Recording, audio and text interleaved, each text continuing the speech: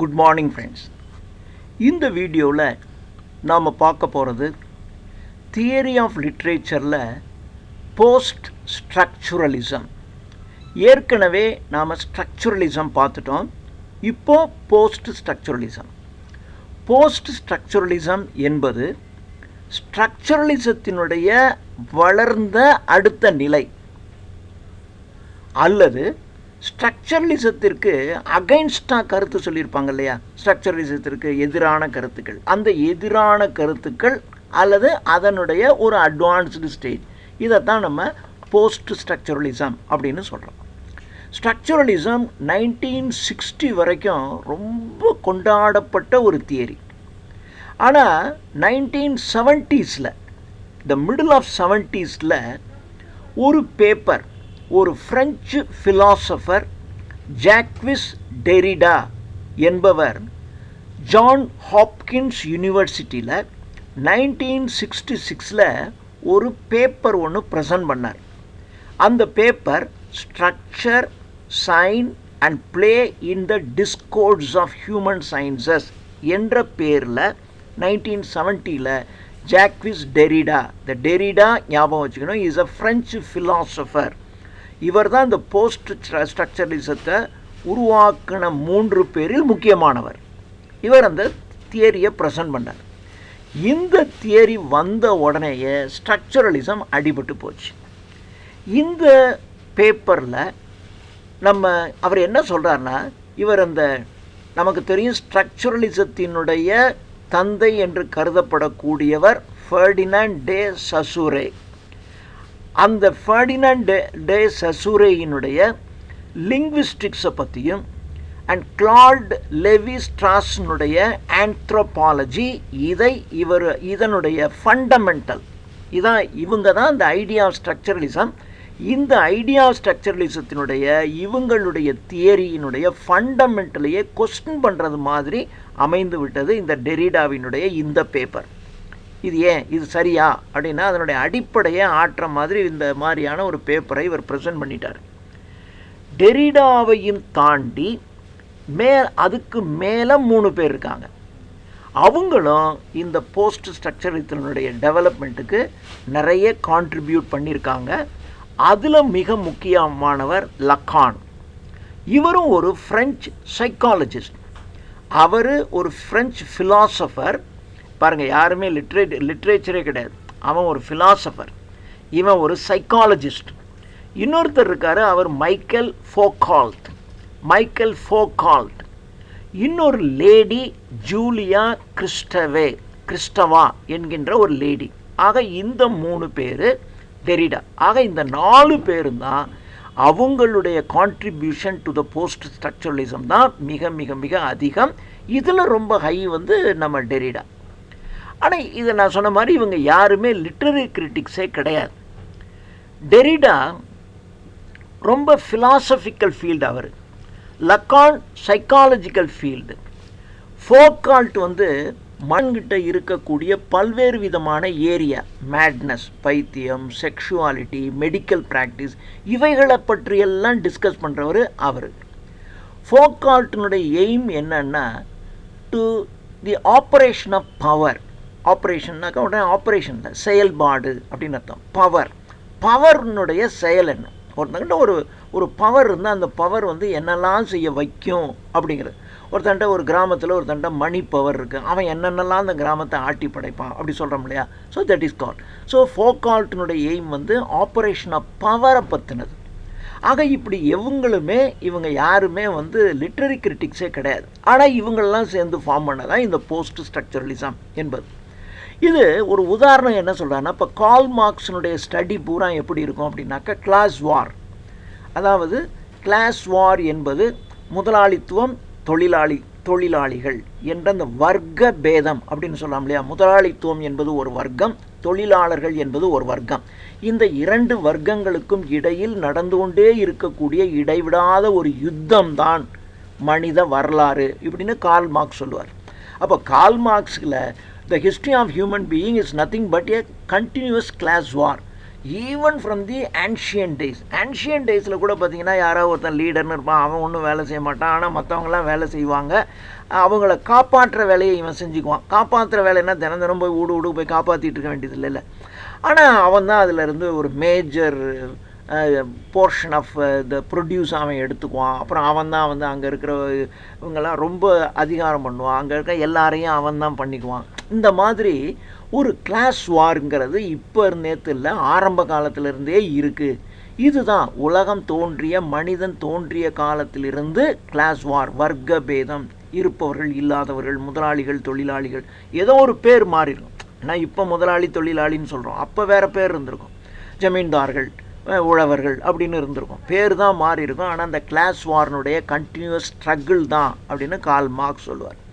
இதே மாதிரி தான் நம்ம ஃபோக்கால்ட்டு என்ன சொல்லுவார்னாக்க, இந்த various discourses relating to power அப்படின்னு. இந்த இடத்துல டிஸ்கோர்ஸ் அப்படின்னா நீங்கள் ஒரு ஞாபகம் வச்சுக்கணும். டிஸ்கோர்ஸ் என்று இவங்க பயன்படுத்துறதுலாம் பொதுவாக காமனாக டிஸ்கோர்ஸுங்கிறதுனாவே ஒரு கான்வர்சேஷன், ஒரு டாக், ரெண்டு பேர் பேசிகிட்டு இருக்கிறதே ஒரு டிஸ்கோர்ஸ் அப்படின்னு சொல்லுவாங்க. இன்னும் கொஞ்சம் அடுத்த லெவலுக்கு போனீங்கன்னா ஒரு லெக்சரை டிஸ்கோர்ஸ்னு சொல்லுவாங்க. ஆனால் இவங்க எல்லாமே இந்த இடத்துல மேஜராக டிஸ்கோர்ஸ் என்று பயன்படுத்துறது ஒரு விஷயம் தொடர்பான விஷயங்களை கண்டினியூஸாக சொல்கிறது அல்லது எழுதுறது, அதுக்கு தான் டிஸ்கோர்ஸ்னு பேர். இப்போ நீங்கள் ஒரு எஸ்ஸேன்னு எடுத்துக்கிட்டிங்கன்னா அந்த எஸ்ஸே ஆன பர்டிகுலர் டாபிக், அந்த பர்டிகுலர் டாப்பிக்கை பற்றி அப்படியே ஒரு இன்ட்ரொடக்ஷன், அப்படி பாடி, அதனுடைய கன்க்ளூஷன் அப்படி வரிசையாக சொல்லிக்கிட்டே வருவாங்க இல்லையா. அந்த மாதிரி இது கண்டினியூஸ் ஒரு சீரீஸ் ஆஃப் அட்டரன்சஸ், இதுக்கு தான் டெக்ஸ்ட்னு பேர். இதுக்கு டெக்ஸ்ட்டு அப்படிங்கிற நேமில் தான் நீங்கள் இனிமேல் டிஸ்கோர்ஸுங்கிற வேர்டை நம்ம பார்த்துக்கிட்டே வரணும். ஸோ இந்த discoursing practice and power practice இது ரெண்டும் மிங்கிள் ஆகுது அப்படின்னு சொல்கிறார். இப்போது ஃபோக்கால்ட் என்ன சொல்கிறாருனாக்க, the uses of language and unties it in studying the politics of power. Foucault வந்து ஒரு லாங்குவேஜை யூஸ் பண்ணுறதுங்கிறது it unties in the studying the politics of power அப்படின்னு சொல்கிறார். இதில் இந்த ஜூலியா கிறிஸ்டவா என்கின்ற அந்த சைக்காலஜிஸ்ட், அந்த லேடி, அவங்களுடைய சைக்காலஜிக்கல் தியரிஸை அவங்க சொல்கிறாங்க. ஆனால் இவங்க எல்லாரும் சேர்ந்து தான் த போஸ்ட் ஸ்ட்ரக்சரலிஸ்டிக் பேசிக் அப்ரோச்சை இவங்க கொண்டிருக்காங்க. இதில் இவங்க எல்லாமே இந்த போஸ்ட் ஸ்ட்ரக்சரலிசத்தினுடைய பயனீர்ஸாக இருக்காங்க. இவங்களுடைய common idea, language and its மீனிங்கை பற்றின காமன் ஐடியா தான் போஸ்ட் ஸ்ட்ரக்சரலிசம். இந்த 4 பேரும் தான் பயனீர்ஸ், முன்னோடிகள், போஸ்ட் ஸ்ட்ரக்சரலிசத்தினுடைய முன்னோடிகள்னு சொல்கிறோம். இவங்களுடைய லாங்குவேஜ் அண்ட் அதனுடைய மீனிங், ஒரு மொழி அல்லது ஒரு டெக்ஸ்ட்டு, அதனுடைய மீனிங், இதை பற்றின இவங்களுடைய காமன் ஐடியா தான் போஸ்ட் ஸ்ட்ரக்சரலிசம் என்பது. இவங்க எல்லாரும் சேர்ந்து ஒரு ஜாயிண்ட்டாக ஒரு லிட்ரரி தியரியில் ஒரு நியூ டைரக்ஷன் ஒன்று கொடுத்தாங்க. அந்த நியூ டைரக்ஷன் தான் போஸ்ட் ஸ்ட்ரக்சரலிசம். அதனால் இப்போ போஸ்ட் ஸ்ட்ரக்சரலிசம் என்பது ஒருத்தருடைய தியரி இல்லை, இது பல்வேறுபட்ட ஒரு தியரிஸினுடைய கலெக்ஷன் அப்படின்னு நம்ம சொல்லலாம். இதைத்தான் இது பின்னாடி த டெரிடியன் தியரி அப்படின்னு சொல்லுவாங்க. டீகன்ஸ்ட்ரக்ஷன் என்பது, அதாவது போஸ்ட் ஸ்ட்ரக்சரலிசத்தினுடைய அடுத்த ஃபார்ம் வந்து டீகன்ஸ்ட்ரக்ஷன், அதற்கு டெரிடியன் தியரின்னு பேர். இந்த டெரிடியன் தியரியையும் போஸ்ட் ஸ்ட்ரக்சரலிசம்ங்கிறது இன்க்ளூட் பண்ணியிருக்கும், அதனுடைய ஒரு பகுதியை இன்க்ளூட் பண்ணியிருக்கும். அதாவது போஸ்ட் ஸ்ட்ரக்சரலிசம் அப்படியே வளர்ந்து அப்படியே கொஞ்சம் டீகன்ஸ்ட்ரக்ஷனாக மாறி, அந்த டீகன்ஸ்ட்ரக்ஷனுடைய ஒரு பகுதியும் போஸ்ட் ஸ்ட்ரக்சரலிசத்தோட மிங்கிளாக தான் இருக்கும். இதில் டீகன்ஸ்ட்ரக்ஷனுங்கிறது என்ன சொல்லுது அப்படின்னாக்க, it is a study either of literary text or non literary text. Literary text அல்லது லிட்டரரி டெக்ஸ்ட்டு இல்லாதது, இதனுடைய ஸ்டடி, இதுதான் டீகன்ஸ்ட்ரக்ஷன் அப்படின்னு. டீகன்ஸ்ட்ரக்ஷனை பற்றி நம்ம தனியாகவே பார்க்கலாம். ஸோ இந்த டீகன்ஸ்ட்ரக்ஷனுங்கிறது it is a practice of reading and how to interpret a text. அதாவது ரீடிங்கை பேஸ் பண்ணி தான் ஒரு டெக்ஸ்டினுடைய மீனிங்கே மாறும். இப்போ சாதாரணமானவங்க ஒரு ஷேக்ஸ்பியரை படித்தாங்கன்னா அவங்களுக்கு வேறு மாதிரி மீனிங் இருக்கும். கொஞ்சம் படித்தவங்க ஷேக்ஸ்பியரை படித்தாங்கன்னா அவங்களுக்கு வேறு மாதிரி மீனிங் இருக்கும். ஒரு இங்கிலீஷ்காரன் படிக்கும்போது வேறு மாதிரி மீனிங் இருக்கும். ஒரு இந்தியன் படிக்கும்போது இந்தியன் கல்ச்சரை பேஸ் பண்ணவன் படிக்கும்போது அதுக்கு வேறு மாதிரி மீனிங் இருக்கும். அப்போ டெக்ஸ்ட்டுக்கு மீனிங் கிடையாது, ரீடிங் தான் அந்த அதனுடைய மீனிங்கை கொடுக்குது. So text is not important. இதுதான் இனிமேல் இவங்க போகிற சொல்கிறது. இப்போ நானே இதை சம்மரைஸ் பண்ணியே சொல்லிடுறேன், அவ்வளோதான். ஸோ இதுங்க reading is important than text. டெக்ஸ்ட்டுங்கிறத எழுதுனதோட அவன் வேலை முடிஞ்சு போச்சு. இதைத்தான் வந்து ஸ்ட்ரக்சரலிஸ்ட் என்ன சொல்லுவாருன்னா டிஸப்பியரன்ஸ் ஆஃப் ஆத்தர். எழுதின உடனே ஆத்தர் வந்து டிஸப்பியர் ஆகிறாருன்னு சொல்லுவாங்க. ஆனால் போஸ்ட் ஸ்ட்ரக்சரலிஸ்ட் என்ன சொல்லுவாங்கன்னா டெத் ஆஃப் அன் ஆத்தர்னு சொல்லுவாங்க. அதாவது டிஸப்பியரன்ஸுங்கிறது ஒரு லைட்டர் டேர்ம். இவங்க வந்து டெத் ஆஃப் அன் ஆத்தரே செத்து போயிடும். அதுக்கப்புறம் டெக்ஸ்ட்டுக்கு அவனுக்கும் சம்பந்தம், எழுதுனா அதோட அவன் வேலை முடிஞ்சு போச்சு. இனிமேல் ரீடர் தான் இம்பார்ட்டன்ட். ரீடர் வந்து ரீட் பண்ண அவனுடைய நாலேஜுக்கு தகுந்தாற்போல், அவனுடைய லெவல் ஆஃப் நாலேஜ், அவனுடைய லெவல் ஆஃப் திங்கிங், அவன் சார்ந்திருக்கிற கல்ச்சர், இவைகளுக்கு தகுந்தாற்போல் அவன் டெக்ஸ்ட்டை அவன் மீன் பண்ணிக்கிறான். அப்போ மீனிங் ஆஃப் டெக்ஸ்ட்டுங்கிறது அது கண்ணாபின்னான்னு ரீடருக்கு தகுந்தாற்போல் லீடிங் ஆஃப் டெக்ஸ்ட்டு மாறிக்கிட்டே இருக்கும். இதுதான் போஸ்ட் ஸ்ட்ரக்சரலிஸ்ட் தியரி. இதை நான் உங்களுக்கு 2 நிமிஷத்தில் சொல்லிட்டேன். இதைத்தான் இப்போ நாம் நீட்டி முளைக்கி கொஞ்சம் கொஞ்சமாக சொல்ல போகிறோம். இருந்தாலும் கொஞ்சம் நிறைய தெரிஞ்சு வச்சுக்கிறதா நமக்கு எக்ஸாமினேஷனை ஃபேஸ் பண்ணுறதுக்கு ஈஸியாக இருக்கும். இதில் லக்கான் ரொம்ப முக்கியமானவர் நம்ம சொல்லியிருக்கேன். இந்த கிறிஸ்டவா இவங்களுடைய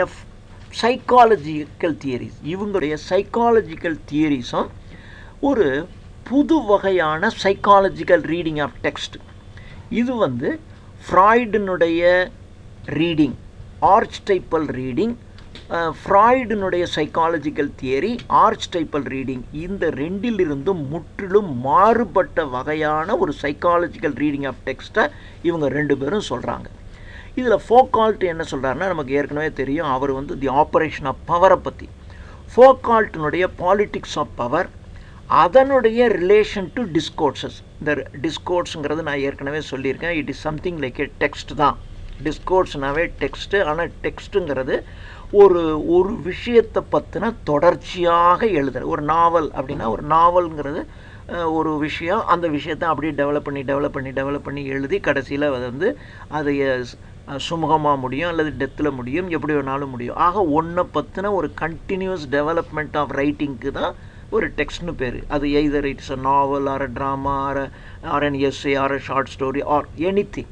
அதனால இந்த இடத்துல டிஸ்கோர்ஸ் என்பது a connected series of utterances or simply we take it as text. அப்படி தான் நீங்கள் எடுத்துக்கணும். ஸோ இந்த ரிலேஷன் டு டிஸ்கோர்ஸஸ் அதுதான் help to discover a political reading of text. ஒரு டெக்ஸ்டிலே பார்த்தீங்கன்னா அதில் ஒரு பொலிட்டிக்கல் இருக்கும், ஒரு பொலிட்டிக்கல் ரீடிங் இருக்கும். Without politics nothing in the world. இந்த உலகத்தில் என்ன எடுத்துக்கிட்டிங்கனாலும் அதுக்குள்ளே ஒரு அரசியல் என்பது ஒன்று இருக்கும். அந்த அரசியல் அப்படின்னாக்கா உடனே இது இந்த கட்சி அந்த கட்சின்னு இல்லாமல் பாலிட்டிக்ஸ் என்பது எல்லாத்துலேயும் இருக்கும், ஈவன் இன் ரைட்டிங்லேயும் அது இருக்கும். ஸோ இதுதான் போஸ்ட் ஸ்ட்ரக்சரலிஸ்டிக் என்று அவங்க சொல்கிறாங்க.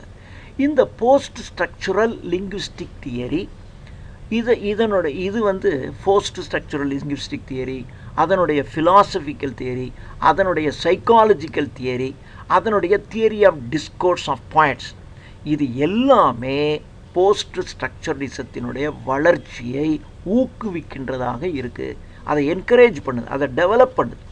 So post structural linguistic theory, philosophical theory, psychological theory, theory of discourse of points, இது எல்லாமே போஸ்ட் ஸ்ட்ரக்சரலிசத்தினுடைய வளர்ச்சியை அதனுடைய வளர்ச்சியும் டெவலப்மெண்ட்டையும் துரிதப்படுத்துகின்ற வகையில் இருக்குது. அதனால் போஸ்ட் ஸ்ட்ரக்சரலிசம் என்பது ஒரு பியூர் லிட்டரரி கிரிட்டிசிசம் இல்லை. ஏன்னா இது லிட்டரரி கிரிட்டிசிசம் மட்டும் இல்லை, ஏன்னா இதுக்குள்ளே ஒரு சைக்காலஜிக்கல் ஆஸ்பெக்ட் இருக்குது, இதுக்குள்ளே வந்து ஒரு ஃபிலாசபிக்கல் ஆஸ்பெக்ட் இருக்குது. இது எல்லாம் மிங்கிளானதான் ஒரு கிரிட்டிசிசம். ஸோ லிட்டரரி கிரிட்டிசிசம் என்பது வெறுமன ஸோ போஸ்ட் ஸ்ட்ரக்சரலிசம் என்பது வெறுமன லிட்டரரி கிரிட்டிசிசம் மட்டும் இல்லை. இது எல்லாத்தையும், இந்த philosophy, psychology, politics of power, இது எல்லாத்தையும் உள்ளடக்குன ஒன்றுக்கு தான் போஸ்ட் ஸ்ட்ரக்சரலிசம். என்ற ஒரு பாயிண்ட்டை நம்ம தெரிஞ்சுக்கணும். அடுத்தது இப்போ தான் ரீடிங்கை பற்றி சொல்கிறாங்க. ஒரு ரீடிங் அப்படின்னாக்கா என்ன அர்த்தம்? ஒரு டெக்ஸ்ட் இருக்குது, ஒரு பேப்பரில் ஒரு கட்டுரை வருது, இல்லை ஒரு கதை வருது. அந்த கதையை நாம் படிக்கிறோம், படித்து நாம் புரிஞ்சுக்கிறோம். அதுதான் அந்த புரிகிறது என்பது ஒவ்வொருத்தருடைய லெவலுக்கு தகுந்தாற்போல தான் புரியும். சிலர் மேலெழுந்த வாரியாக புரிஞ்சுக்குவாங்க, சிலர் தான் அதுக்கு உள்ளுக்குள்ளே இருக்கக்கூடிய சிக்னிஃபிகன்ஸை புரிஞ்சுக்குவாங்க. இப்போது உங்களுடைய கல்ச்சருக்கு தகுந்தாற்போல தான் நீங்கள் அந்த டெக்ஸ்ட்டை புரிஞ்சிக்க முடியும் இல்லையா? இப்போது டக்குன்னு பார்த்தோடனே ஒரு பொண்ணு ஒருத்தனை கட்டி பிடிச்சி ஒரு கிஸ் பண்ணுறான் அப்படின்னா நாம் பார்த்தோடனே ஐயோ அவள் இம்மாரல் அல்லது லூஸ் மாரல், இப்படி தான் நம்முடைய திங்கிங் ஓடும். ஆனால் இது ஃபாரின் கண்ட்ரீஸில் வந்து இது காமன். அப்போது நீங்கள் என்ன கல்ச்சரை ஃபாலோ பண்ணுறீங்க, உங்களுடைய திங்கிங் கேப்பபிலிட்டி என்ன, இதே கொஞ்சம் படித்தவங்கன்னா அதை லைட்டாக எடுத்துக்குவாங்க, கொஞ்சம் ரொம்ப படிக்காதவங்கன்னா இதை ரொம்ப சீரியஸாக எடுத்துக்குவாங்க. அப்போ உங்களுடைய படிப்பினுடைய லெவல், உங்களுடைய திங்கிங்கினுடைய லெவல், இது எல்லாத்தையும் பேஸ் பண்ணி தான் உங்களால் ஒரு டெக்ஸ்ட்டையே புரிஞ்சிக்க முடியும். அதனால் டெக்ஸ்ட்டுங்கிறதே டெக்ஸ்ட்டு அல்லது டிஸ்கோர்சிங் ஆஃப் அ சென்ஸ் ஆஃப் டெக்ஸ்ட்டுங்கிறது இதான். இதை இன்டர்பிரட் பண்ணுறது இதான் ரீடிங்கிறது. ஸோ இந்த கிரவுண்டில் ஒரு டெக்ஸ்ட்டை புரிஞ்சிக்கிறது அப்படிங்கிறதே இந்த விஷயத்தில் தான் ஸ்ட்ரக்சரலிசத்தை போஸ்ட் ஸ்ட்ரக்சரலிசம் சேலஞ்சு பண்ணுது. ஸோ ஸ்ட்ரக்சரலிசத்தை கொண்டு வந்தவர் வந்து சாசூரியனுடைய லிங்க்விஸ்டிக்ஸ் தான். ஸோ சாசூரே என்ன சொல்கிறாரு அப்படின்னு சொன்னால் லிங்க்விஸ்டிக்ஸ் தான், ஒரு லிங்க்விஸ்டிக்ஸ் தான் ஒரு டெக்ஸ்ட்டை வந்து மீன் பண்ணுது அப்படின்னு சொல்கிறார். ஸோ இவருடைய சாசுரேயினுடைய ஐடியா படி த லிங்க்விஸ்டிக் மீனிங் என்பது சைன் என்பதை சார்ந்து இருக்குது. ஏற்கனவே நம்ம ஸ்ட்ரக்சரலிசத்தில் பார்த்துருக்கோம். சைன்னா என்ன, சிக்னிஃபயர்னா என்ன, சிக்னிஃபைடுனா என்னன்னு நம்ம பார்த்துருக்கோம். சைன் என்பது அடையாளம். ஒரு பேனாவை எடுத்து பேப்பரில் இப்படின்னு எழுதுறீங்க. சாதாரண குழந்தைங்க எழுதுனா அது கிறுக்கல், நீங்கள் எழுதுனா அது பேர் எழுத்து. அந்த எழுத்தில் நீங்கள் பாட்டு சிஏடின்னு இப்படி எழுதிவிட்டு நீங்களும் அது சிஏடின்னு எழுதுறீங்க. ஸோ இந்த சிஏடின்னு எழுதுறது ஒரு சைன். இப்போ நீங்கள் அதை சிக்னிஃபை பண்ணுறீங்க கேட்டுன்னு, ஆனால் அதை புரிஞ்சுக்கிறவன் அதை கேட்டுன்னு சிஏடி அப்படின்னு சிக்னிஃபயர், ஆனால் இதை புரிஞ்சுக்கிறவன் அது கேட்டுன்னு ஒரு அனிமலோட அதை புரிஞ்சுக்கிறான் இல்லையா? ஸோ இப்போ சிக்னிஃபயர் என்பது, சைன் என்பது சும்மா நம்ம பேப்பரில் கிறுக்கிறது. சிக்னிஃபயர் என்பது அந்த எழுதுன அடையாளம், அல்லது அதை நம்ம உச்சரிக்கிறோம் இல்லையா, அந்த சவுண்டு அல்லது அந்த எழுதினுடைய அடையாளம் தான் சிக்னிஃபயர். இந்த சிக்னிஃபயர் என்பது ஒரு மெட்டீரியலிஸ்டிக். ஏன்னா அது மெட்டீரியல், பேப்பரில் எழுதப்பட்டதை ஒரு மெட்டீரியல், அதனால் இது ஒரு மெட்டீரியலிஸ்டிக். இந்த மெட்டீரியலிஸ்டிக் என்பது ஃபோனட்டிக் ஒலியாக இருக்கலாம், அல்லது கிராஃபோலாஜிக்கல் அப்படின்னா எழுத்தாக இருக்கலாம். ஸோ இந்த சிக்னிஃபயர் என்பது ஒன்று ஒலி ஃபோனட்டிக்காக இருக்கலாம், அல்லது கிராஃபோலாஜிக்கல் என்றால் எழுத்து வடிவத்தில் இருக்கலாம். ஆனால் சிக்னிஃபைடு என்பது ஒரு கான்செப்ட், ஒரு ஐடியா, ஒரு தாட். இப்போ அதில் சிஏடி என்று எழுதிருக்கு, நீங்கள் அதை சிஏடின்னு எழுத்தாக வச்சுக்கிட்டிங்கன்னா கிராஃபோலாஜிக்கல், அல்லது கேட்டுன்னு உச்சரிச்சிங்கன்னா ஃபோனட்டிக். ஆனால் இதை உச்சரித்த உடனே அல்லது எழுதின உடனே படித்தவங்களுடைய மனசில் டக்குன்னு அதை ரீட் பண்ணுறவங்களுடைய மனசில் அல்லது அதை கேட்டவங்களுடைய மனசில் என்ன பண்ணுது, ஒரு கேட்டினுடைய உருவம் நம்மளுடைய மனசில் ஃபார்ம் ஆகுது. ஸோ இதைத்தான் சிக்னிஃபைடுன்னு சொல்கிறோம். இந்த சிக்னிஃபைடு என்பது ஒரு கான்செப்ட், ஒரு ஐடியா, ஒரு தாட். அப்போது சிக்னிஃபயர் என்பது மெட்டீரியலிஸ்டிக், ஏன்னா அது ஒரு பொருள் சார்ந்தது, ஒரு பேப்பரில் எழுதப்பட்ட ஒன்று. ஆனால் சிக்னிஃபைடு என்பது ஒரு ஐடியா, அது கேட் என்ற ஒரு ஐடியா, ஒரு சிந்தனை, ஒரு கான்செப்ட். அப்போ இது ஒரு நான் மெட்டீரியலிஸ்டிக், இது ஒரு சைக்காலஜிக்கல், இது மென்டல் சார்ந்தது. ஸோ சிக்னிஃபைடு மென்டல் சார்ந்தது, சிக்னிஃபயர் மெட்டீரியலிஸ்டிக் சார்ந்தது. ஸோ சிக்னிஃபைடு என்பது ஒரு கான்செப்சுவல், ஒரு மென்டல், ஒரு ஐடியா. ஸோ இது அது இப்போது அதனால இது வந்து என்ன ஆகுதுன்னா அதனால இப்போது அது மெட்டீரியலிஸ்டிக், இது மென்டல். அப்போ மெட்டீரியலிஸ்டிக் மென்டல் ரெண்டும் சேர்ந்தது தான் அப்படின்னு போஸ்ட் ஸ்ட்ரக்சரலிசம் சொல்லுது. ஆனால் சாசுரை இன்சிஸ்ட் பண்ணுறது என்ன ஆகுதுன்னா, it is the unity and stability of science in it bipolar structure என்று சாசுரை சொல்கிறார். இப்போது போஸ்ட் ஸ்ட்ரக்சரலிஸ்ட் என்ன சொல்கிறாங்கன்னா, சிக்னிஃபயர் அண்ட் சிக்னிஃபைட் இரண்டுமே ஆப்போசிட்டாக இருக்குது அப்படின்னு சொல்கிறாங்க. ஸோ இதைத்தான் நம்ம முன்னாடியே பார்த்தோம். அது மெட்டீரியலிஸ்டிக்கு, இது மென்டல், ரெண்டும் ஆப்போசிட் இன் நேச்சர். இது போஸ்ட் ஸ்ட்ரக்சரலிஸ்ட் சொல்கிறது. இப்படி சொல்லும்போது என்ன சொல்கிறாங்கன்னா, மீனிங் என்பது இட் இஸ் டிஃப்ரெண்ட். அது இது நேச்சருக்கு டிஃபரண்ட் ஆனது meaning. Meaning is different in nature. இதுதான் சசுரையினுடைய காமன் ஸ்டேட்மெண்ட். இது நேச்சருக்கு டிஃப்ரெண்ட், நேச்சர்லேருந்து டிஃப்ரெண்ட்டாக இருக்கும் மீனிங் அப்படின்னு சசுரை சொல்கிறார். இதுதான் ஸ்ட்ரக்சரலிசத்தில் அவர் சொன்னது. ஸோ இந்த ஃப்ரேஸ்லேருந்து நம்ம என்ன தெரிஞ்சுக்கிறோம் அப்படின்னா, மீனிங் என்பது டிஃப்ரெண்ட்டாக இருக்கும், ஆர்பிட்ரரியாக இருக்கும், தன்னிச்சையாக இருக்கும். அதாவது எனக்கு ஒரு மாதிரி மீனிங் இருக்கும். ஒரு லேடி படித்தாங்கன்னா, ஒரு மேன் படிக்கும்போது அவனுக்கு ஒரு மீனிங் ஒரு மாதிரி இருக்கும். இதே இது இன்னொரு லேடி படிக்கும்போது அவங்களுக்கு வேறு மாதிரி மீன் பண்ணும். அப்போது மீனிங் என்பது டிஃப்ரெண்ட் இன் நேச்சராகவும் இருக்கும். ஆர்பிட்ரரினஸ் அப்படின்னா தனித்துவம் வாய்ந்தது. எனக்கு ஒரு மாதிரி எனக்கு இதுதான்னு தோணுது, உங்களுக்கு ஒரு வேறு மாதிரி தனித்துவமாக தோணுது. ஸோ ஒரு மீனிங் என்பது டிஃபரன்ஷியலாகவும் ஆர்பிட்ரரினஸ் தனித்துவம் வாய்ந்ததாகவும் இருக்கும். இதில் போஸ்ட் ஸ்ட்ரக்சரலிஸ்ட் என்ன சொல்கிறாங்க அப்படின்னா, இந்த டிஃபரன்ஷியல் மீனிங் இருக்குது பாருங்கள், இது லிமிட்டட் கிடையாது. இது லிமிட்டட், இது வரைக்கும் தான். ஸோ இந்த 2ஓட முடியுது, 3ஓட முடியுது, 10ஓட முடியுதுன்னு லிமிட் பண்ண முடியாது. இது 1000, 100, லேக்கில் இருக்கும். ஒரே ஒரு புத்தகத்தையே 1000 பேர் படித்தாங்கன்னா 1000 விதமான மீனிங் இருக்கும். அதாவது காமனான விஷயம் எல்லாருக்கும் ஒன்றா தான் இருக்கும். ஆனால் ஒவ்வொரு சென்டென்ஸையும், ஒவ்வொரு அந்த கேரக்டர் வரக்கூடிய ஒவ்வொரு உணர்ச்சிகளையும் புரிந்து கொள்ளுகின்ற தன்மை இருக்கும் இல்லையா. ஒரு லேடி கேரக்டரை பற்றி ஒருத்தர் எழுதியிருக்காருன்னு வச்சுங்க. அந்த லேடி கேரக்டரை நாம் படிக்கும்போது அந்த லேடி கேரக்டரை நாம் ஒரு விதமாக புரிஞ்சுக்கோம். அதே இது ஒரு லேடி படிக்கும்போது பார்த்திங்கன்னா அந்த லேடி கேரக்டர் அந்த சஃபரிங் அப்படின்னு வச்சுக்கோங்க. அந்த ஒரு பெண் கற்பழிக்கப்பட்டால் அப்படின்னு ஒன்று வருது. ஒரு மேல் படிக்கும்போது அதை நம்ம அதை எந்த அளவுக்கு டெப்த்தாக புரிஞ்சுக்குவோம். அதே இது ஒரு பெண் படிக்கும்போது அவங்க எந்த அளவுக்கு டெப்த்தாக புரிஞ்சுக்குவாங்க அப்படின்னு டிஃப்ரென்ஸ் இருக்குது. அப்படி இந்த டிஃப்ரென்ஸ் என்பது லேக்ஸ் அண்ட் லேக்ஸ். ஆண்களே நான் ஒரு விதமாக புரிஞ்சுக்குவேன், இன்னொரு ஆண் ரீட் பண்ணும்போது அவர் ஒரு மாதிரி புரிஞ்சுக்குவார். அப்போ எவ்வளோ டிஃப்ரென்ஸ் இருக்குது. அதனால் இது அன்லிமிட்டெட், இது அன்டிசைடபிள். ஸோ இந்த டெக்ஸ்ட்டுக்கு இதுதான் மீனிங்னு நீங்கள் டிசைன்லாம் பண்ண முடியாது. ரீடருக்கு தந்தாப்புல அது மாறிக்கிட்டே கிடக்கும். இது எண்ணிக்கையற்றதாக இருக்கும் அப்படின்னு சொல்கிறார். இப்போது ஒரு கேட்டுங்கிறது கேட்டு தான். ஏன்னா இது it is different from bat, cap. Bat இல்லை, கேப் இல்லை. இது மாதிரி நம்பர் ஆஃப் திங்ஸ்லேருந்து இது இல்லை, இது இல்லை, இது இல்லை, அதனால இது கேட் அப்படின்னு சொல்லுவோம். இதெல்லாம் நம்ம ஸ்ட்ரக்சரலிஸ்டில் பார்த்துருக்கோம். அப்போது the question of difference is not actually a particular point in which it ends.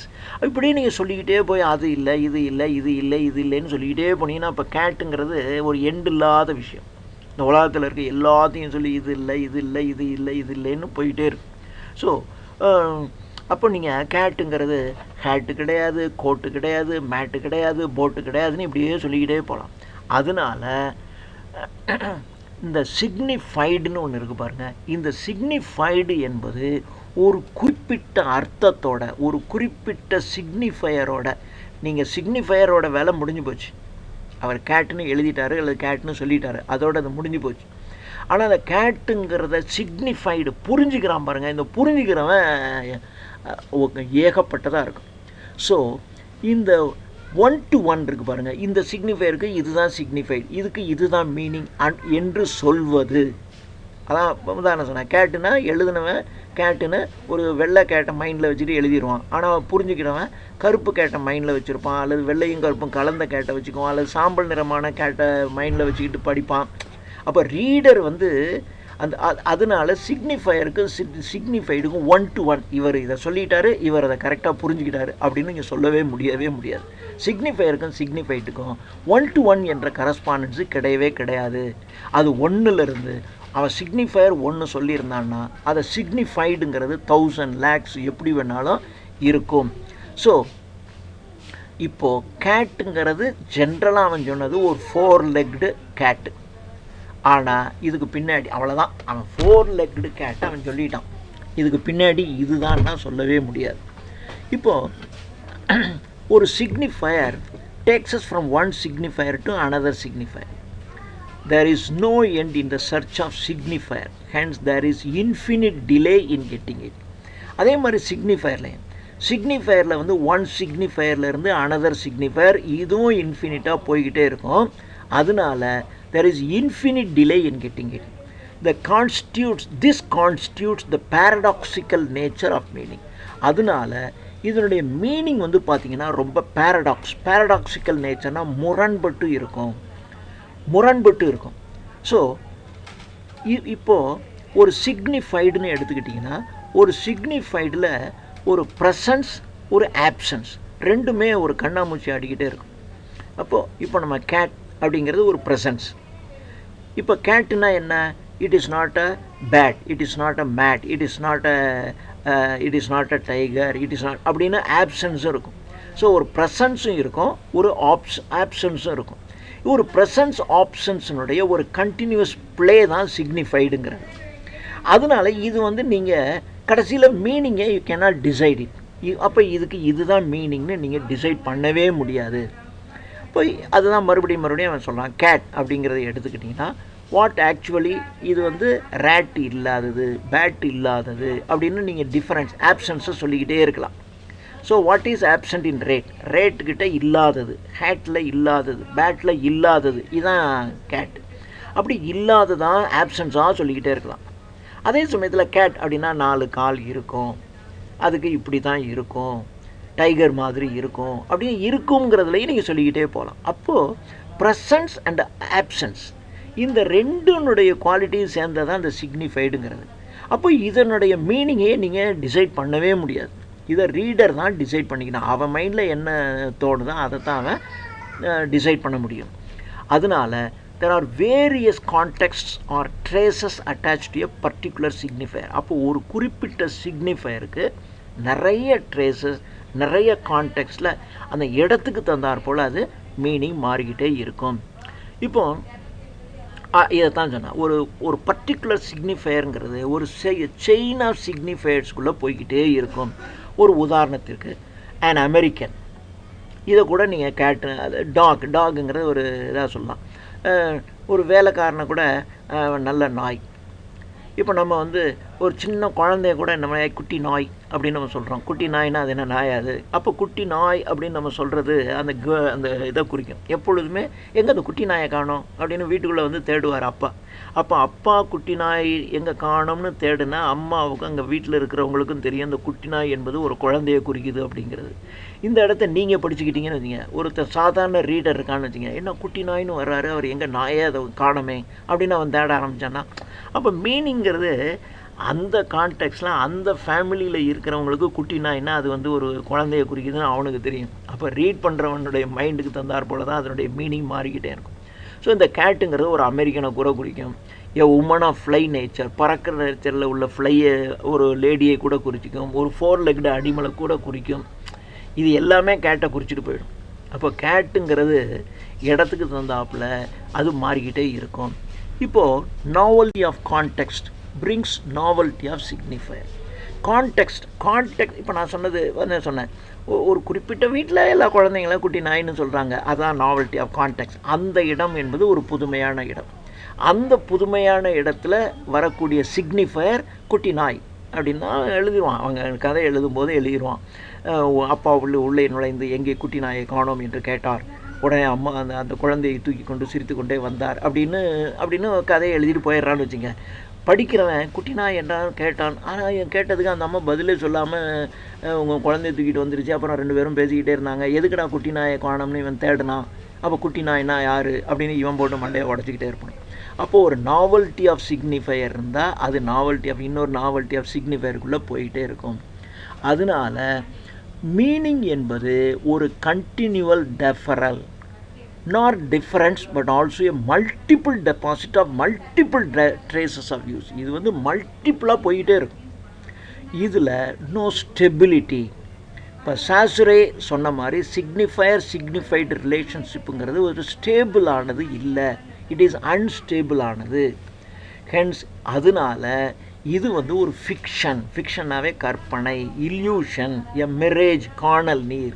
So இந்த சிக்னிஃபைடு என்பது ஒரு ஆக்சுவலாக இது ஒரு ஃபிக்ஷியஸ் இல்யூஷன், ஒரு மிரேஜ் அப்படின்னு சொல்கிறார்.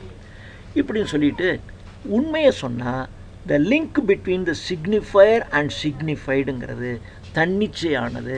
It is conventional. இது ஒரு கன்வென்ஷனலில் நீங்கள் சிக்னிஃபயர் அண்ட் சிக்னிஃபைடுன்னு சொல்லிக்கிட்டே இருக்கீங்க. இது தன்னிச்சையானது.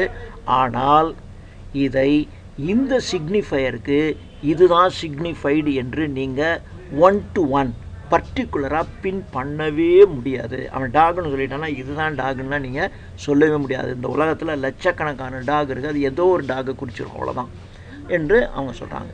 ஸோ டெரிடாவை பொறுத்தவரையிலும் லாங்குவேஜ் என்பது it is a play of difference as well as deferral. இது ஒரு டிஃபரன்ஸாகவும் இருக்கும், அதே மாதிரி டெஃபர்டு மீனிங்காகவும் இருக்கும். இது ரெண்டும் உள்ளதான். கம்ப்ளீட் டிஃப்ரெண்ட்டாகவும் இருக்கலாம் அல்லது ஒரு டெஃபர்டு மீனிங்காகவும் இருக்கலாம். இதுதான் டெரிடாவை பொறுத்த வரைக்கும் சொல்லிட்டு அப்புறம் சொல்கிறார், லாங்குவேஜுங்கிறது ஒரு பர்மனன்ஸ் இல்லை, அதில் எதுக்குமே இதான் இதுக்கு மீனிங்னு ஒரு ஸ்டேபிளான மீனிங்கும் இல்லை.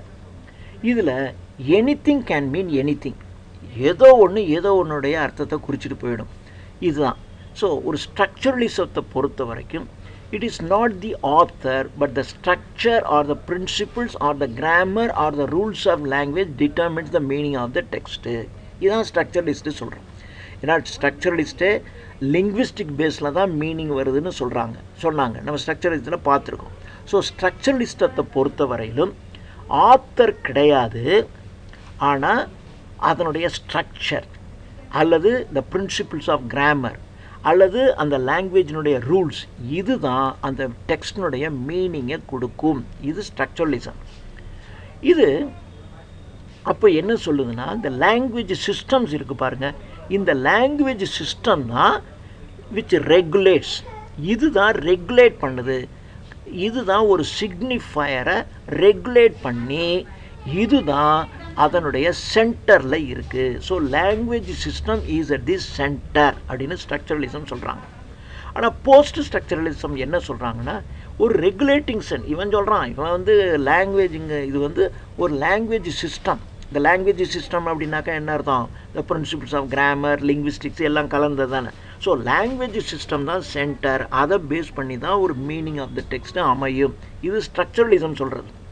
ஆனால் போஸ்ட் ஸ்ட்ரக்சரலிசம் என்ன சொல்கிறாங்கன்னா, அப்படி ஒரு சென்டரே கிடையாது, ஒரு சென்டர்னு ஒன்று இல்லை, ஒரு ஃபண்டமெண்டல் கைடிங் பிரின்சிபிள்னே ஒன்று கிடையாது, அதனுடைய அடிப்படையில் தான் ஒரு ஸ்ட்ரக்சர் பில்டு பண்ணின்னு சொல்லப்பட்டிருப்பது என்பது தவறு அப்படின்னு சொல்லிட்டு அவங்க என்ன சொல்கிறாங்கன்னா, இந்த லாங்குவேஜ் சிஸ்டம் என்பது ஒரு ஆனியன் மாதிரி.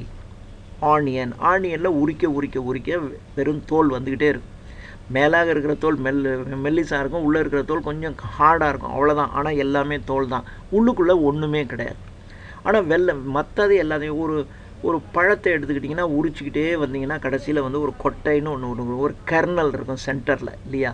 அது மாதிரி ஒரு கர்னல், ஒரு சென்டர்னு ஒன்று கிடையாது. லாங்குவேஜுங்கிறது ஒரு ஆனியன் மாதிரி, அதை உரிக்க கடைசியில் ஒன்றுமே இருக்காது, அதில் ஒரு கர்னல்ங்கிறதே ஒன்றும் இருக்காது. அதனால no principle of order in language என்று போஸ்ட் ஸ்ட்ரக்சரலிசம் சொல்லிடுவார். அதனால தான் that is why the post structuralist என்ன சொல்கிறாங்கன்னா, டெத் ஆஃப் தி ஆத்தர் அப்படின்னு சொல்லிடுவாங்க. இதைத்தான் ஸ்ட்ரக்சரலிஸ்ட் என்ன சொன்னாங்கன்னா, disappearance of the author in a டெக்ஸ்ட்னு மெதுவாக சொன்னாங்க. இதை டெத் ஆஃப் தி ஆத்தர்னு போஸ்ட் ஸ்ட்ரக்சரலிஸ்ட் சொல்லிடுவார். இதில் போஸ்ட் ஸ்ட்ரக்சரலிஸ்ட் என்ன பண்ணாங்கன்னா, தி டாக் ஆஃப் தியரியை பற்றி பேசுவாங்க. இப்போது இவங்களுக்கு தியரிங்கிறது மிக முக்கியமானது போஸ்ட் ஸ்ட்ரக்சரலிசத்தை பொறுத்த வரைக்கும். ஸ்ட்ரக்சரலிஸ்ட்டை பொறுத்த வரைக்கும் லாங்குவேஜ், லிங்குவிஸ்டிக்ஸ் தான் அவனுக்கு முக்கியம், இவனுக்கு தியரி தான் முக்கியம். இவன் பிளாட்டோவில் இருந்து ரைட் ஃப்ரம் பிளாட்டோ ஒவ்வொன்றும் ஒரு தியரி இருக்குது. ஒரு டெக்ஸ்டினுடைய அர்த்தத்தை புரிந்து கொள்வதற்கு நிறைய தியரிஸ் இருக்குது. பிளாட்டோவிலேருந்து நிறைய தியரிஸ் இருக்குது. ஆனால் போஸ்ட் ஸ்ட்ரக்சரலி என்ன சொல்கிறாங்கன்னா, there is the general condition of meaning and interpretation of literary text. ஒரு லிட்டரரி டெக்ஸ்ட்டை புரிந்து கொள்வதற்கு ஒரு ஜென்ரல் கண்டிஷன், ஒரு இன்டர்பிரட்டேஷன் இருக்குது அப்படின்னு சொல்லிட்டு, it extends from interpretation of meaning to psychological, socio cultural aspect of human life. So இதில் நீங்கள் சைக்காலஜிக்கல் ஆஸ்பெக்டு, சமூக பண்பாட்டு தன்மை, மனித வாழ்க்கையினுடைய socio cultural aspect of human life, இது எல்லாம் சேர்ந்து தான் நீங்கள் ஒரு டெக்ஸ்ட்டை இன்டர்பிரட் பண்ண முடியும், புரிஞ்சிக்க முடியும், மீன் பண்ண முடியும், அர்த்தத்தை தெரிந்து கொள்ள முடியும் அப்படின்னு சொல்லிட்டு இவங்க சொன்னாங்கன்னா, தியரிங்கிறது ஒரு நெசசரி ஒன்று தான். ஆனால் அந்த தியரி என்பது சைக்காலஜிக்கலாகவும் சோஷியோ கல்ச்சுரலாகவும் வெர்பல் பிஹேவியர் ஆஃப் மேன்கைண்ட், மனிதன் பயன்படுத்துகின்ற வெர்பல் பிஹேவியர், வார்த்தை இருக்கு இல்லையா, சிலர் வந்து சாப்பிடுங்கம்மா, சிலர் தின்னுங்கம்மா. அப்போ சாப்பிடுங்கன்னு சொல்கிறதுக்கும் தின்னு அப்படின்னு சொல்கிறதுக்கும் வித்தியாசம் இருக்கு இல்லையா, அதான் வெர்பல் பிஹேவியர் ஆஃப் மேன்கைண்ட். அதே சமயத்தில் சோஷியல் கல்ச்சர் இல்லையா, நம்ம கல்ச்சரில் இது ஒரு குற்றம் இல்லை, ஆனால் அவங்க கல்ச்சருக்கு அது மிகப்பெரிய குற்றம். பார்த்தாவே குத்தம்மா, அவன் கட்டி பிடிச்சி முத்தம் கொடுத்தாலும் குற்றம் இல்லைன்னு சொல்லிடுவான். ஸோ அது மாதிரி அதே மாதிரி சைக்காலஜிக்கல், என்னுடைய சைக்காலஜி வேறு மாதிரி இருக்கும், உங்கள் சைக்காலஜி, ஒவ்வொரு மனிதனுக்கும் இந்த சைக்காலஜிக்கல் டிஃப்ரென்சஸ் இருந்துக்கிட்டே இருக்கும். ஸோ இந்த தியரிங்கிறது முக்கியம். ஆனால் இந்த தியரி என்பது psychological, socio cultural, verbal behaviour of mankind, இது எல்லாத்தையும் உள்ளடக்கின ஒரு தியரியாக இருக்க வேண்டும். இதுதான் போஸ்ட் ஸ்ட்ரக்சரலிஸ்ட் சொல்கிறது. இந்த தியரி என்பது காமனாக இருக்கிற எல்லா தியரிஸ்லேருந்தும் கம்ப்ளீட் ஆப்போசிட்டாக இருக்குது அப்படின்னு சொல்லிட்டு they are creating a sort of difficult அப்படி. ஸோ மற்ற காமன் தியரிஸுக்கு ஆப்போசிட்டாக இந்த தியரி இருக்குது. அதனால் மற்ற தியரியை படிக்கிறதுங்கிற, மற்ற தியரியிலிருந்து ஒரு சார்ட் ஆஃப் டிஃபிகல்ட்டியை இது உண்டாக்கி விட்டுருது. இப்போ நீங்கள் ஒரு தியரியை ஃபாலோ பண்ணிக்கிட்டே இருப்பீங்க, அது தப்புன்னு இவன் சொல்லிவிட்டு அதுக்கு 4 காரணம் சொல்லிடுறான். இப்போ இனிமேல் அந்த தியரியை படிச்சிங்கன்னா உங்களுக்கு கஷ்டமாக இருக்கும். இது மாதிரி ஒவ்வொரு அதர் தியரிஸ்லையும் ஒரு சார்ட் ஆஃப் டிஃபிகல்ட்டிஸ் இருக்குங்கிறத இவங்க சொல்லிவிட்டாங்க. இப்போது இருக்கக்கூடிய பிரின்சிபிள்ஸ், ஏற்கனவே இருக்கக்கூடிய ட்ரெடிஷ்னல் தியரிஸ், இது எல்லாத்தையும் இவங்க சேலஞ்ச் பண்ணிட்டாங்க. இந்த போஸ்ட் ஸ்ட்ரக்சரலிஸ்ட் வந்து சேலஞ்ச் பண்ணிட்டாங்க. அதனால இவங்களுடைய தியரியை ஒரு ஆன்டி ட்ரெடிஷ்னல் தியரி, ஒரு பாரம்பரியமான தியரிக்கு எதிரான தியரி, நேச்சருக்கு ஆப்போசிட்டான தியரி என்று போஸ்ட் ஸ்ட்ரக்சரலிஸ்ட் தியரி சொல்லப்படுகிறது. இதுக்கு முன்னாடி இருக்கக்கூடிய எல்லா தியரியினுடைய சென்ட்ரல் அப்படிங்கிறது ஹியூமன் சப்ஜெக்ட் தான். ஆனால் போஸ்ட் ஸ்ட்ரக்சரலிசத்தை பொறுத்த வரைக்கும் இவங்க வந்து ஹியூமன் சப்ஜெக்டை ஒத்துக்கவே மாட்டாங்க. ஹியூமன் அப்படிங்கிற சப்ஜெக்டை இவங்க ஒத்துக்க மாட்டாங்க. அந்த எல்லா தியரிஸுக்கும் சென்டர் வந்து ஹியூமன் சப்ஜெக்டு. ஆனால் போஸ்ட் ஸ்ட்ரக்சரலிஸ்டுனுடைய சென்டர் வந்து ஹியூமன் சப்ஜெக்ட் இல்லை. அதனால இவங்களை வந்து ஒரு ஆன்டி ஹியூமனிஸ்ட் இன் நேச்சர் அப்படின்னு சொல்லுவாங்க. So they are all anti humanities nature. ஏன்னா இவங்க ஹியூமன் சப்ஜெக்டையே சேலஞ்சு பண்ணுற நிலையில் இருக்காங்க. அதனால் இவங்க ஆன்டி ஹியூமனிஸ்டிக் இன் நேச்சர் அப்படின்னு சொல்கிறாங்க. ஸோ இவங்களை பொறுத்த வரையிலும், போஸ்ட் ஸ்ட்ரக்சரலிஸ்ட்டை பொறுத்த வரைக்கும், ஹியூமன் சப்ஜெக்ட்டுங்கிறது ஒரு யூனிஃபைடு கான்சியஸ்னஸ் கிடையாது. இந்த கான்சியஸ்னஸ் இருக்குல்ல, இது எல்லாத்துக்கும் ஒரே மாதிரியான கான்சியஸ்னஸ் இருக்காது. அதனால் நீங்கள் ஜென்ரலாக ஹியூமன் அப்படின்னு வச்சுக்கக்கூடாது. இப்போ நமக்கு வந்து ஒரு டாகை ஐயோ டாக் அப்படின்னு நினைப்பான். ஆனால் ரோட்டில் வேகமாக போகிற வண்டிக்காரன் குறுக்க ஒரு நாய் வந்து அடித்து தூக்கிட்டு போயிடும். அவனுக்கு அது ஒரு பெரிய விஷயமே இல்லை. ஆனால் நமக்கு வந்து ஒரு சின்ன ஒரு டாகுக்கு வந்து கல்லால் யாராவது அடித்தா கூட துடிச்சு போகும். இது உங்களுடைய கான்சியஸ்னஸ். ஆனால் அவனுக்கு வந்து சனியாக வர ரோட்டில் ஏன் குறுக்க அனாவசியமாக வருது பார் அப்படின்னா அடித்து தூக்குவாங்க. இந்த சில டிரைவர்ஸ்லாம் அதே தூக்கிடுவான். அவனுக்கு அதில் வருத்தமோ கஷ்டமோ ஒன்று கிடையாது, அடித்து தூக்கி எறிஞ்சிட்டு போயிட்டே இருப்பான். மனுஷனே அடித்து தூக்கி போட்டு போய்கிட்டே இருக்கிற ஆள் இருக்கான். மனுஷனை வெட்டுறவன், அவனுடைய கான்சியஸ்னஸ் என்ன, இப்போ நம்ம கான்சியஸ்னஸ் என்ன. இப்போ இந்த கான்சியஸ்னஸ்ங்கிறதே ஒரு ஹியூமன் சப்ஜெக்டில், ஹியூமன் அப்படின்னாவே கான்சியஸ்னஸ் தானே. இந்த கான்சியஸ்னஸ்ங்கிறதே ஒரு யூனிஃபார்மாக இருக்காது. அதனால தான் இவங்க வந்து ஹியூமன் நேச்சரை சென்டரில் வச்சுக்கிறது இல்லை அப்படின்னு சொல்லிட்டு ரூல்ஸ் மேக். அதனால தான் rules make possible meaning. The idea was developed in structuralist theory also. இந்த ஐடியா வந்து ஸ்ட்ரக்சரலிஸ்ட் தியரியில் இருந்துச்சு. ஆனாலும் அவங்க ஹியூமன் சப்ஜெக்டை சென்டராக வச்சுக்கிட்டாங்க. ஆனால் ஸ்ட்ரக்சரலிஸ்ட் தியரி மாதிரி இல்லாமல் போஸ்ட் ஸ்ட்ரக்சரலிஸ்ட்டில் இவங்க வந்து has given centrality to the language system. Language சிஸ்டத்துக்கு இவங்க முக்கியத்துவம் கொடுக்கலை. அடுத்தது இப்போது டீசென்டரிங். Decentering is the major aspect which differentiate post-structuralism and structuralism. ஸ்ட்ரக்சரலிசத்திற்கும் போஸ்ட் ஸ்ட்ரக்சரலிசத்திற்கும் உள்ள ஒரு முக்கியமான வேறுபாடு என்ன அப்படின்னீங்கன்னா டீசென்டரிங்.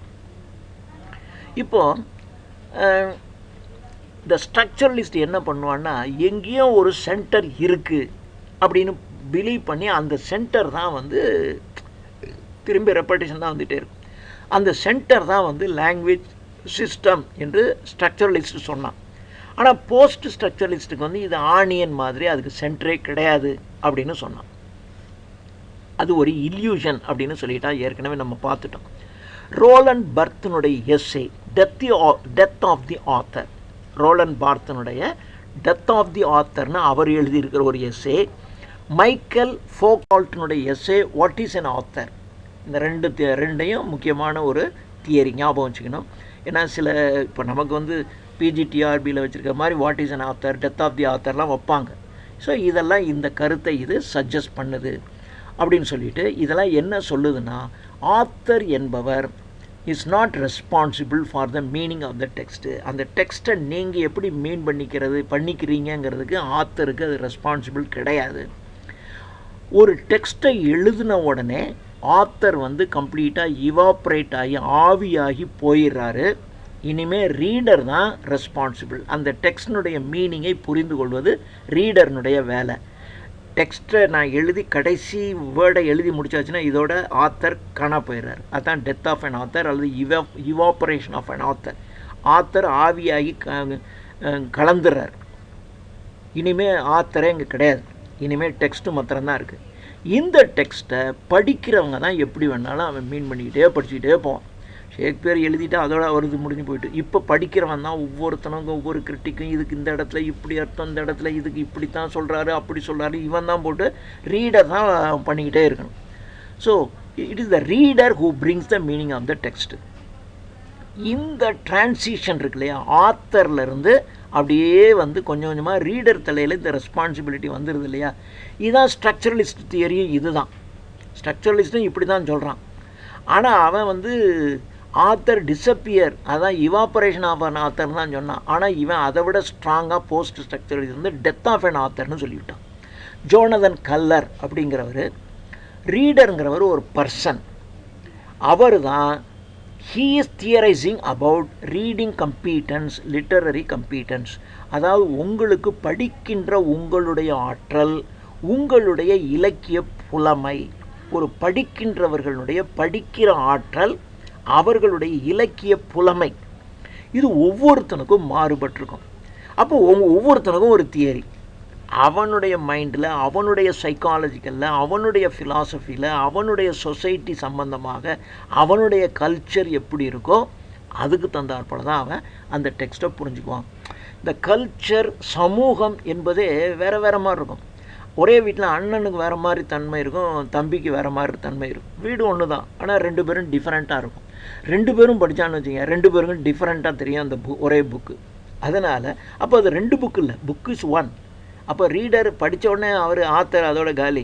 அதுக்கப்புறம் ரீடர் வந்து இப்போ ரெண்டு, ஒரே வீட்டுக்குள்ளே ரெண்டு பேருடைய சோஷியல் எல்லா எக்கனாமிக்கல் சோஷியல் எல்லாமே ஒன்றா இருக்கும். ஆனால் அவனுடைய சைக்காலஜிக்கல் டிஃப்ரெண்ட்டாக இருக்குது. அப்போ மீனிங் டிஃப்ரெண்ட்டாக போயிடுது. இதை தான் ரீடிங் கம்பீட்டன்ஸ், லிட்டரரி கம்பீட்டன்ஸ். அண்ணனுக்கு வேகமாக ரீட் பண்ணுவான், அல்லது லிட்டரரி கம்பீட்டன்ஸ் அவனுக்கு கொஞ்சம் கூட இருக்கும், ஒருத்தனுக்கு குறைச்சலாக இருக்கும். அதுக்கு தந்தாற்போல் அவங்களுக்கு அந்த மீனிங் மாறிக்கிட்டே இருக்கும். அதனால தான் ஹியூமன் சப்ஜெக்ட்டுங்கிறதே இதில் டிஸப்பியர் ஆகிடுது அப்படின்னு போஸ்ட் ஸ்ட்ரக்சரலிஸ்ட் சொல்லுது. அதனால் ஹியூமன் சப்ஜெக்ட் போய் and impersonal reading process feels the voice.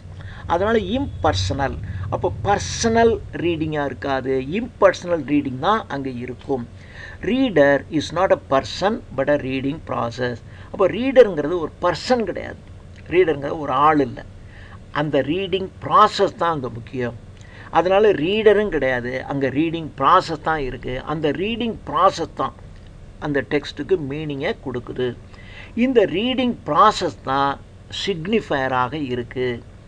அதில் அந்த ரீடிங் ப்ராசஸ்ங்கிறது மாறிக்கிட்டே இருக்கும். ஒவ்வொரு ஆளுக்கும் அந்த ரீடிங் ப்ராசஸ் என்பது மாறிக்கிட்டே இருக்கும்.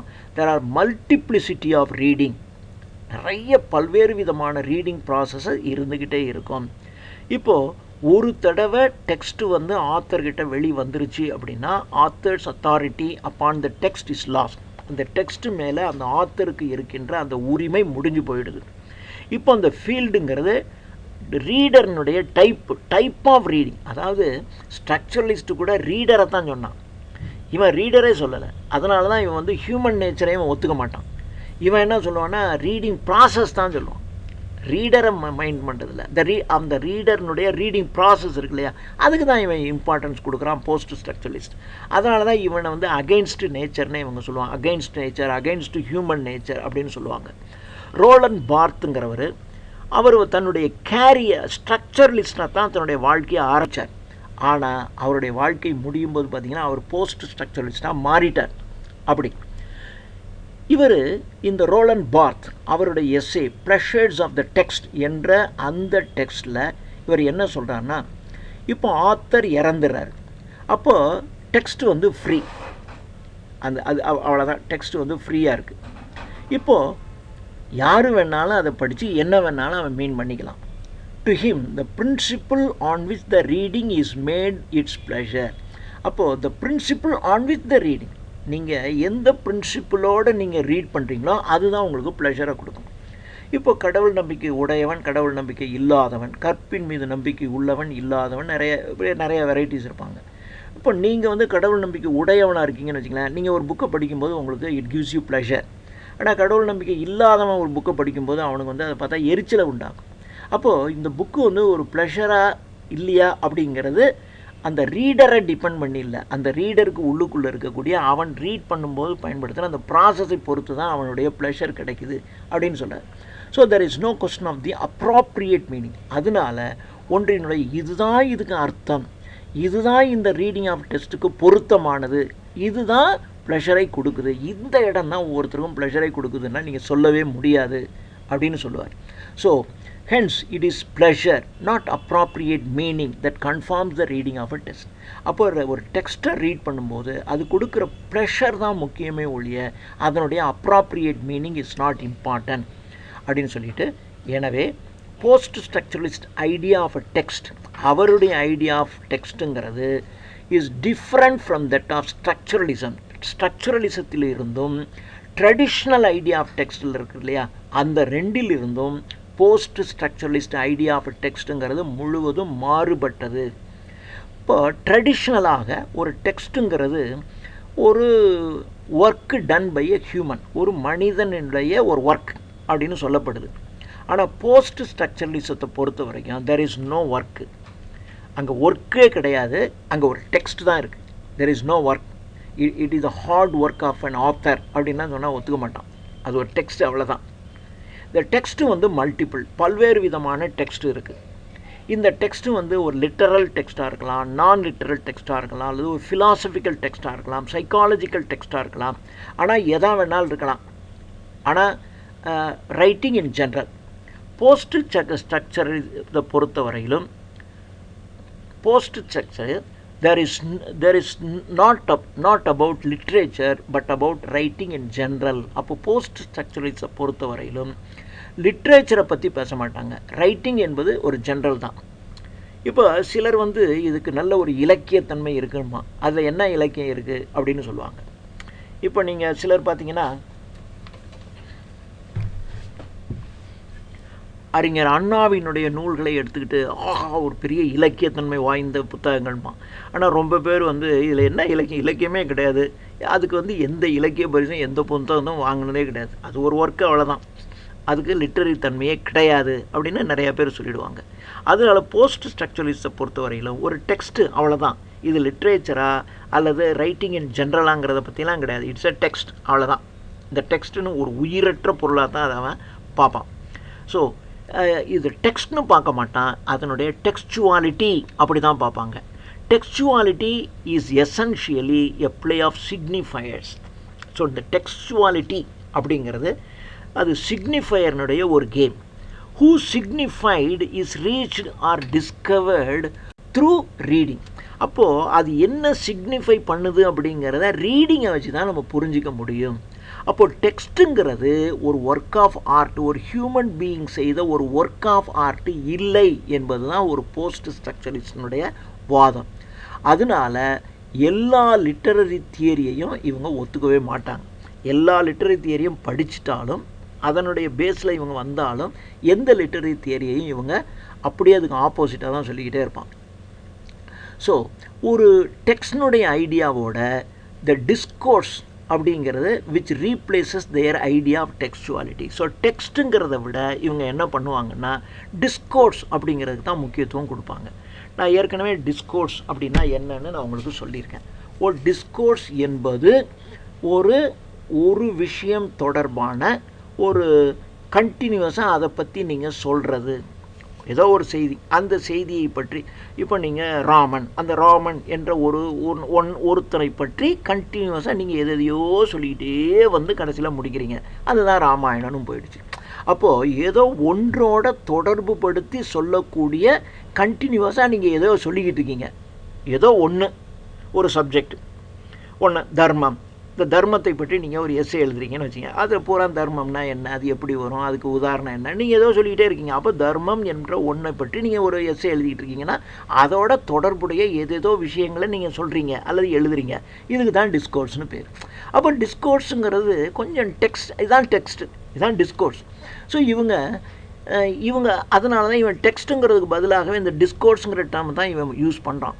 இவங்க இந்த டிஸ்கோர்ஸுங்கிறது யூஷுவலான கான்வர்சேஷனல் எக்ஸ்சேஞ்ச் ஆஃப் 2%, 2 பேருக்கு இதை நான் உங்களுக்கு ஏற்கனவே சொன்னேன். 2 பேருக்கு இடையில் நடக்கின்ற உரையாடலை சொல்லுவது இல்லை டிஸ்கோர்ஸ்.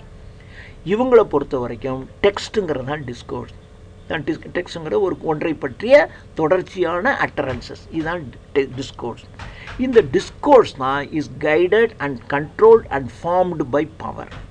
இந்த டிஸ்கோர்ஸ் என்பது பவர்னால் கைட் பண்ணப்பட்டு கண்ட்ரோல் பண்ணப்பட்டு ஃபார்ம் பண்ணப்படுகிறது. So it is the structure of power in a society. ஒரு சொசைட்டியில் இருக்கிற அந்த structure of power that guides and controls discourses. இந்த டிஸ்கோர்ஸஸை, அதாவது இந்த டெக்ஸ்டை ஒரு சொசைட்டியினுடைய பவர் தான் கைடு பண்ணுது, கண்ட்ரோல் பண்ணுது அப்படின்னு சொல்லலாம். இதை நீங்கள் பார்த்தீங்கன்னா நமக்கு புரியும். இப்போ நீங்கள் இஸ்லாமிய தேசத்தில் போய் நீங்கள் ஒரு இஸ்லாமிய அந்த கொள்கைக்கு எதிரான ஒரு விஷயத்தை நீங்கள் சொல்லவே முடியாது. அப்போ அங்கே இருக்கிறவன் பூரா என்ன பண்ணுவான்னா அதை சார்ந்து தான் எழுதிக்கிட்டே இருப்பான். எவனாவது ஒருத்தர் மாற்றி எழுதுனான்னு வச்சுங்க, உடனே அவனுக்கு ஃபத்வா என்று அவனுடைய தலையை தூக்குடா அப்படின்னு சொல்லிடுவான். ஒத்துக்க மாட்டாங்க. அப்போ ஒத்துக்க அவங்க மாட்டாங்க. அங்கே இருக்கிறவங்களுக்கு பூரா அந்த ஒத்துக்காத மனநிலை தான் இருந்துக்கிட்டே இருக்கும். அதனால் அவனுடைய டிஸ்கோர்ஸ் பூராமே எப்படி இருக்குன்னா அப்படி தான் இருந்துக்கிட்டே இருக்கும். ஸோ இந்த டிஸ்கோர்ஸுங்கிறது லிட்டரலாக இருக்கலாம், செக்ஷுவலாக இருக்கலாம், லாஜிக்கலாக இருக்கலாம், ஆந்த்ரோபாலஜிக்கலாக இருக்கலாம், அல்லது ஏதோ ஒரு கல்ச்சுரல் ப்ராடக்டாக இருக்கலாம். ஸோ இப்படி தான் இருக்கும். ஆனால் இந்த டிஸ்கோர்ஸை எது கண்ட்ரோல் பண்ணுதுன்னா பவர், ஒரு சொசைட்டியினுடைய பவர். இந்த சொசைட்டியினுடைய பவர், அதான் நான் சொன்னேன், இஸ்லாமிய தேசத்தினுடைய அந்த சொசைட்டியினுடைய பவர் இருக்குது பாருங்கள், அதுதான் அங்கே இருக்கக்கூடிய டிஸ்கோர்ஸ்லாம் கண்ட்ரோல் பண்ணிக்கிட்டே இருக்கு. அவன் அப்படி தான் நேச்சராகவே இருப்பான். உங்களுக்கு இதுக்கு அகெயின்ஸ்டான ஒரு பாயிண்ட் இருந்தாலும் உங்களை அறியாமையே நீங்கள் சொல்ல முடியாது நீங்கள், இல்லையா? அப்போது அந்த சொசைட்டியினுடைய பவர் தான் அவங்களுடைய டிஸ்கோர்ஸை கண்ட்ரோல் பண்ணுது. உங்களுக்கு அகெயின்ஸ்டான 4 பாயிண்ட் இருக்கும், அது பேசிடுவோமா? நம்ம பேச முடியாது. பேசினா உங்களை தலையை எடுத்துரும், அல்லது நீங்கள் வெளியே வரும்போது வளர்ப்பான். அப்போ உங்களை அறியாமல் அந்த 4 பாயிண்ட்டை விட்டுட்டு நீங்கள் மற்ற விஷயங்கள் தான் பேசிவிட்டு நீங்கள் வெளியே வருவீங்க. அப்போ உங்களை எது கண்ட்ரோல் பண்ணுது? உங்கள் டிஸ்கோர்ஸை, உங்கள் எழுத்தையோ அல்லது பேச்சையோ எது கண்ட்ரோல் பண்ணுது? இந்த பவர் இன் சொசைட்டி தான் கண்ட்ரோல் பண்ணுது. அதுதான் உங்களை இப்படி தான் நீ எழுதணும், இப்படி தான் நீ செய்யணும், இப்படி தான் பண்ணணும் உங்களை கைட் பண்ணுது, இல்லையா? உங்கள் இஷ்டத்துக்கு நீங்கள் எதையும் எழுதிட முடியாது. இப்போது ஒரு ரைட்டர் இருக்கார், அவர் ஒரு ஃபஸ்ட் நைட் சீனை அவர் எழுதணும்னு நினைக்கிறாரு. அவர் இஷ்டத்துக்கு எழுதிட முடியாது. அப்படி எழுதுனா அது ஒரு போர்னோகிராஃபி அப்படின்னு சொல்லி உங்களை அரெஸ்ட் பண்ணிவிடுவான். அது பண்ணக்கூடாது, நீங்கள் சமுதாயத்துக்கு அது தீமை விளைவிக்குதுன்னு சொல்லிடுவான். அப்போது சமுதாயத்தில் இதை இப்படி தான் நீ எழுதணுங்கிற ஒரு மாதிரியான கண்ட்ரோல் இருக்குது. இதை தான் பொலிட்டிக்கல் பவர்னு சொல்கிறாங்க. இந்த பொலிட்டிக்கல் பவர் தான் எந்த ஒர்க்காக, அது லிட்ரல் ஒர்க்காக இருந்தாலும், செக்ஷுவல் ஒர்க்காக இருந்தாலும், லாஜிக்கல் ஒர்க்காக இருந்தாலும், ஆந்த்ரோபாலஜிக்கல் ஒர்க்காக இருந்தாலும் கண்ட்ரோல் பண்ணுது அப்படின்னு சொல்லிட்டு சொல்கிறார். அவர் மைக்கேல் ஃபோக்கால்ட்டுங்கிறவர் ஹிஸ்ட்ரி ஆஃப் மேட்னஸ் அப்படின்னு சொல்கிறார். அப்படின்னு சொல்லிட்டு இந்த மேட்னஸ்ங்கிறது இருக்குது பாருங்கள். இந்த மேட்னஸ்ங்கிறது இப்போ காமன் சென்ஸ் அப்படின்னு ஒன்று இருக்குது. காமன் சென்ஸுங்கிறது நார்மாலிட்டி. இந்த நார்மாலிட்டியை தாண்டி எவன் இருந்தாலும் அது ஒரு மேடு, அவன் ஒரு பைத்தியம் பிடிச்சோன்றான். இந்த நார்மாலிட்டி, இதுதான் நார்மலுங்கிறதுக்கு என்ன அளவுகோல் இருக்குது? அப்போ மேட்னஸ் என்பது நார்மாலிட்டி இல்லாததெல்லாம் மேட்னஸ். ஸோ நார்மாலிட்டிங்கிறது எது? இதுதான் நார்மாலிட்டி அப்படிங்கிறது என்ன ஆகும்? இந்த நார்மாலிட்டிங்கிறது ஒரு டயத்துக்கு டைம் மாறுபடும். இப்போது ஒரு 50 வருஷத்துக்கு முன்னாடி பெண்கள் படிக்கிறதே ஒரு குற்றம், அதான் நார்மல், அதுதான் காமன் சென்ஸ். அப்போ இருக்கிற மனுஷன் பூராமல் பார்த்தீங்கன்னா பெண்கள் வந்து படிக்கிறத குற்றங்கிற நினைப்பில் இருந்தான், அது நார்மல். அதை தாண்டி அப்போ ஒருத்தன் பேசலான்னு வச்சுக்கலாம், வேணா பைத்தியம் மாதிரி பேசிக்கிட்டு தான், நான் லேடிஸ்லாம் போய் இப்போ வெளியில் போய் படிக்கலான்னு சொல்கிறானே வேணா பைத்தியமா அப்படிம்பாங்க. ஸோ அப்போ நார்மலுங்கிறது ஒன்று, அதுக்கு தந்தாலும் அந்த நார்மலை மீதி இருக்கிறவங்களாம் பைத்தியம். இப்போ போய் அப்படி ஒருத்தன் சொன்னால் வளர்ப்பான்.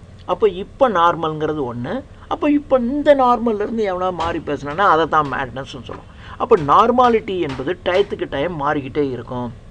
அதனால் இந்த பைத்தியக்காரத்தனம், அப்போ நார்மாலிட்டி இல்லாத ஒரு அப்நார்மல் தன்மை, அதுதான் மேட்னஸ். நார்மாலிட்டி மாறுது அப்படின்னா இந்த அப்நார்மல் அல்லது இந்த மேட்னஸும் மாறிக்கிட்டே தான் இருக்கும். இது ஒரு ரிலேஷ்னல் டேர்ம் தான். அப்போ மேட்னஸ்னு ஒன்று இல்லை, நீங்கள் நார்மலாக இல்லைன்னா அதுக்கு பேர் மேட்னஸ். நார்மாலிட்டிங்கிறது என்ன? It changes. அப்போ madness is also changes often அப்படின்னு சொல்கிறார். ஸோ இப்போ நீங்கள் சிக்னிஃபயர், இந்த சிக்னிஃபயர் என்பது ஒரு மெட்டீரியலிஸ்டிக், ஏன்னா அது மெட்டீரியல், பேப்பரில் எழுதப்பட்டத ஒரு மெட்டீரியல், அதனால் இது ஒரு மெட்டீரியலிஸ்டிக். இந்த மெட்டீரியலிஸ்டிக் என்பது ஃபோனட்டிக், ஒலியாக இருக்கலாம், அல்லது கிராஃபோலாஜிக்கல் அப்படின்னா எழுத்தாக இருக்கலாம். ஸோ இந்த சிக்னிஃபயர் என்பது ஒன்று ஒலி ஃபோனட்டிக்காக இருக்கலாம், அல்லது கிராஃபலாஜிக்கல் என்றால் எழுத்து வடிவத்தில் இருக்கலாம். ஆனால் சிக்னிஃபைடு என்பது ஒரு கான்செப்ட், ஒரு ஐடியா, ஒரு தாட். இப்போ அதில் சிஏடி என்று எழுதிருக்கு, நீங்கள் அதை சிஏடின்னு எழுத்தாக வச்சுக்கிட்டிங்கன்னா கிராஃபலாஜிக்கல், அல்லது கேட்டுன்னு உச்சரிச்சிங்கன்னா ஃபோனட்டிக். ஆனால் இதை உச்சரித்த உடனே அல்லது எழுதின உடனே படித்தவங்களுடைய மனசில் டக்குன்னு அதை ரீட் பண்ணுறவங்களுடைய மனசில் அல்லது அதை கேட்டவங்களுடைய மனசில் என்ன பண்ணுது? ஒரு கேட்டினுடைய உருவம் நம்முடைய மனசில் ஃபார்ம் ஆகுது. ஸோ இதைத்தான் சிக்னிஃபைடுன்னு சொல்கிறோம். இந்த சிக்னிஃபைடு என்பது ஒரு கான்செப்ட், ஒரு ஐடியா, ஒரு தாட். அப்போது சிக்னிஃபயர் என்பது மெட்டீரியலிஸ்டிக், ஏன்னா அது ஒரு பொருள் சார்ந்தது, ஒரு பேப்பரில் எழுதப்பட்ட ஒன்று. ஆனால் சிக்னிஃபைடு என்பது ஒரு ஐடியா, அது கேட் என்ற ஒரு ஐடியா, ஒரு சிந்தனை, ஒரு கான்செப்ட். அப்போ இது ஒரு நான் மெட்டீரியலிஸ்டிக், இது ஒரு சைக்காலஜிக்கல்,